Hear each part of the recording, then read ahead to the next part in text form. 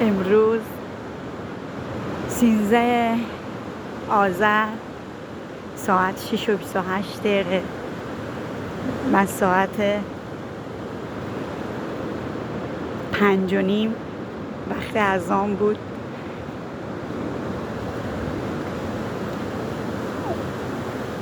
خیلی لحظه قشنگی بود.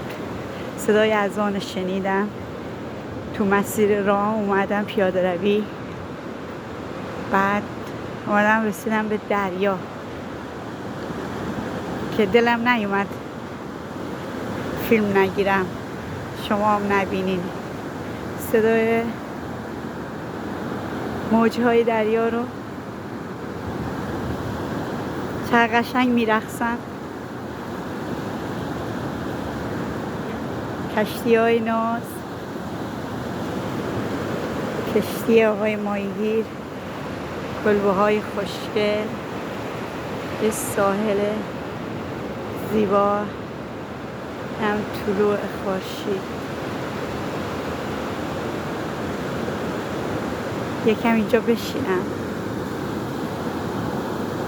قایقه، ولی دریا خانوم میاد موجاشو کتونی من همه رو خیس میکنه. خیلی قشنگه.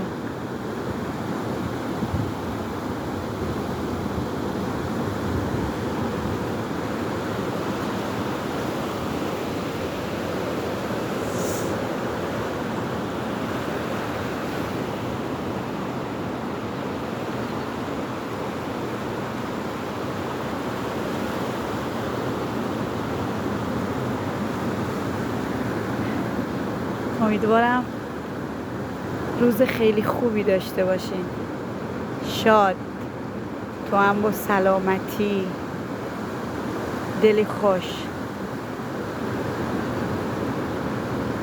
یک صبح بسیار زیبا رو آغاز کنید.